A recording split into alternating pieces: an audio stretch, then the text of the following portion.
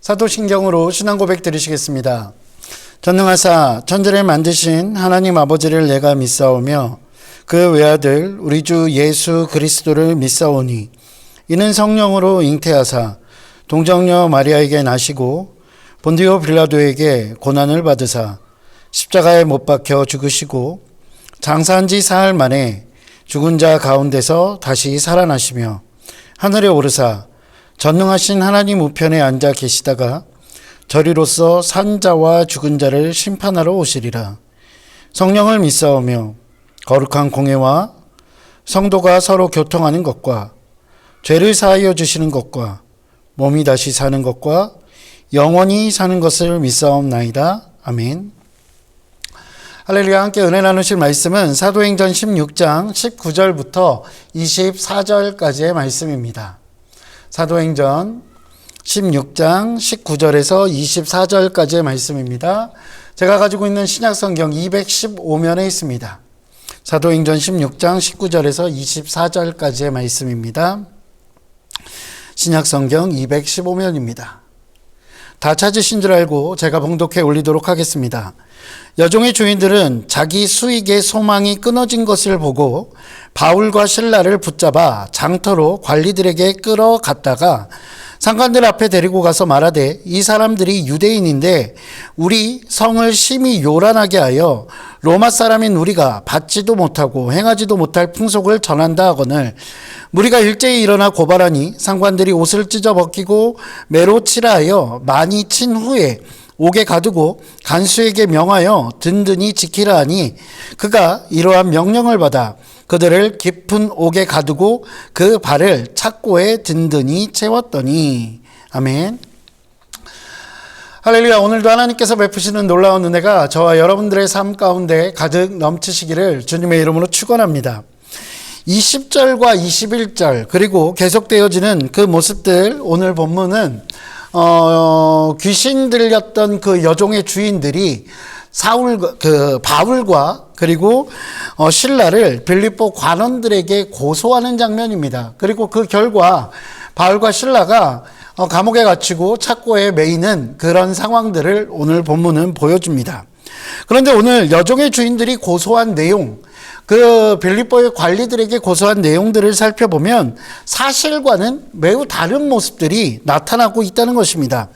그 주인들은 당시 로마 사람들이 가지고 있었던 애국심과 그리고 로마 속주에 속해 있던 사람들이 외국인을 혐오하는 감정, 특히 반유대주의적 감정을 충분히 활용하면서 온갖 정치 용어를 사용하여 바울과 실라를 고발하고 있습니다.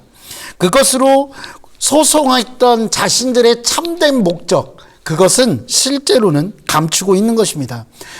그 여종의 주인들이 실제로 바울과 실라를 고발했던 이유는 무엇일까요? 그것은 바울과 실라가 여종의 귀신을 쫓아내문을 통해서 자신들의 수익이 감소했다는 그 억울함과 그 분함들이었을 것입니다.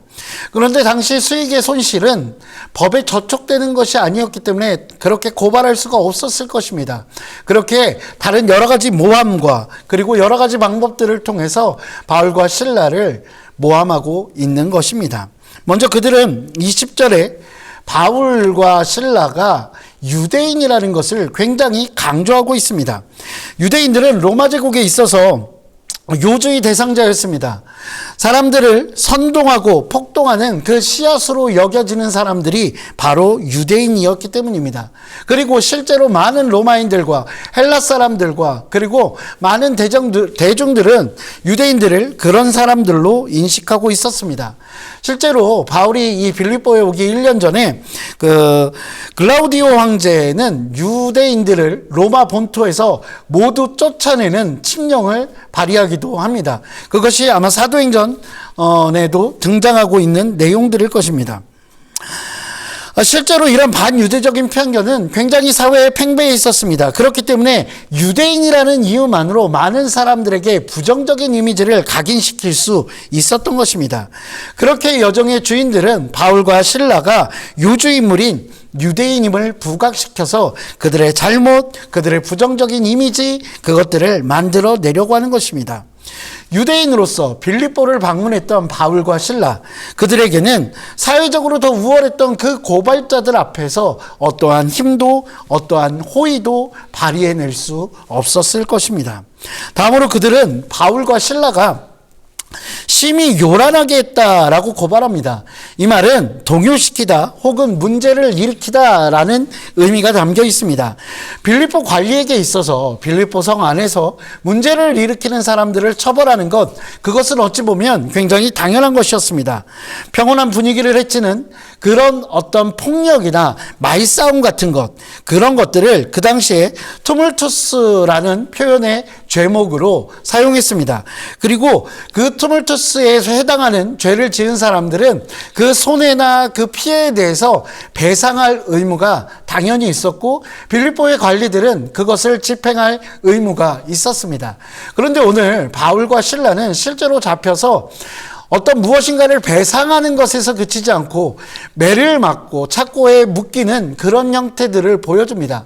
그것은 이보다 더 강력한 심각한 죄인 바로 세디티오라는 죄입니다. 이것은 공공질서를 심각하게 어지럽히거나 많은 수의 군중들을 규합하여 일종의 반란과 같은 모습을 보여주는 것, 그것을 바로 세디티오라고 이야기합니다.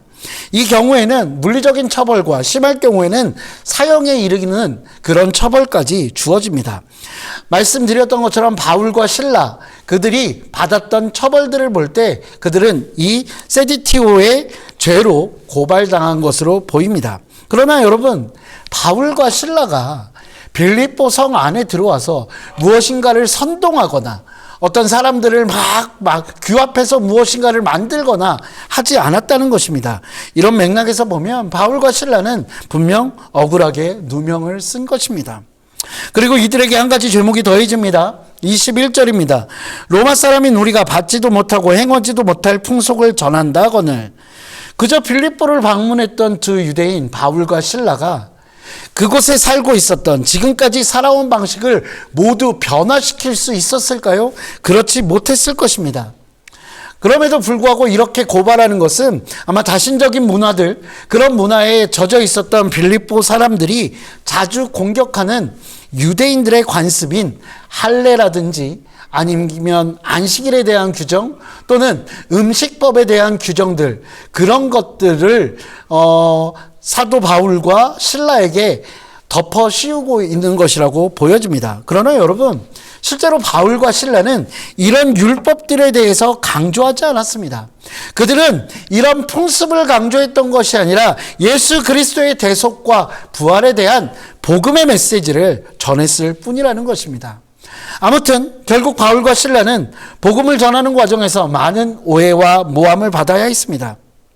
그리고 그 결과 수많은 순환을 겪게 되죠. 바울과 실라가 받은 고난, 그 고난들이요, 바울과 실라의 지혜가 부족해서였을까요? 아니면 그들의 능력이 부족해서였을까요? 그들이 무엇인가 잘못해서였을까요? 아니요, 그렇지 않았을 것입니다. 그들은 단지 바른 신앙, 바른 복음을 전하려고 했을 뿐입니다. 그럼에도 불구하고 그들에게는 고난이 다가왔다는 것입니다. 안타깝게도 이것은 지금을 살아가는 우리들에게도 적용되는 것 같습니다. 바르게 신앙생활을 하려고 하는 동안 우리는 많은 오해를 받기도 하고 많은 핍박을 받기도 하고 손가락질 당하기도 한다는 것입니다. 예전에 저희 집 아랫집에 사는 가정이 있었습니다. 그 집을 저희 집사람이 전도를 해서 거기 이제 아주버님이 이제 같이 교회를 다니기 시작했습니다. 그런데 이분이 되게 은혜를 받은 것입니다. 그래서 새벽마다 가서 남편을 위해서 기도하고 자녀들을 위해서 기도하고 그리고 하나님을 만나게 해주셔서 감사하다고 기도를 하는 것입니다. 그런데 그 남편이 보니까 이상하다는 것입니다. 자기 부인이 새벽마다 어디를 나가는 것입니다. 그리고 거기 나갔다 들어오면 온통 얼굴이 젖어 있고 눈물로 젖어 있다는 것입니다. 그래서 나중에 그 남편에게 들은 얘기인데 나중에는 쫓아가 봤다라고 이야기를 하더라고요. 자기 부인이 바람나서 새벽마다 누구를 만나고 들어오는 건 줄 알았다라고 하는 것입니다. 실제로 그 아주머님은 얼마나 많은 오해를 받고 핍박을 받았겠습니까? 이것이 저희 아랫집에서만 일어난 일은 아닐 것이라고 생각됩니다. 정말로 열심히 예수 그리스도를 믿고 그 복음을 전하러 다니고 헌신하러 다니며 우리가 얼마나 많은 오해들을 받습니까? 그리고 하나님 뜻대로 살아가려고 합니다가 세상에서 손가락질 당할 때도 얼마나 많습니까? 초기 기독교 공동체도 마찬가지였습니다. 그때는 성만찬으로 인해서 저 사람들은 인육을 먹는 식인종이라는 오해를 받았었고, 그리고 거룩한 입맞춤 때문에 성적으로 문란한 사람들이라는 오해를 받고 핍박을 받았습니다. 지금도 마찬가지로 양보를 많이 하는 그런 하나님의 뜻대로 살아가는 것, 그것을 하다 보면 호구라고 손가락질 당하기도 합니다. 지혜롭게 생활해야 한다라고 이야기하며 오히려 그런 오해와 그리고 어려움들을 겪지 않으려고 노력합니다. 그런데 저는 한편으로 그런 생각이 듭니다. 그렇게 오해받는 것과 지혜롭게 신앙생활을 해서 오해받지 않는 것, 그것 중에 어떤 것이 더 옳을까라고 생각해 보면 물론 저 역시도 지혜롭게 신앙생활에서 가능하면 사람들에게 오해받지 않는 것이 좋다라고 생각합니다.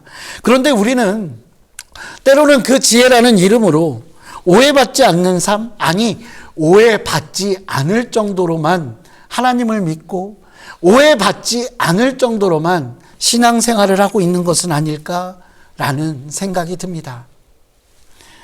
우리가 세상의 가치에 합당하게 사는 자가 아니라 우리가 하나님의 기준에 합당하게 살아가는 자라고 하면 우리는 어찌 보면 그 세상 가운데 오해와 멸시를 그리고 고난을 받는 것이 당연할 것이라는 생각이 있습니다.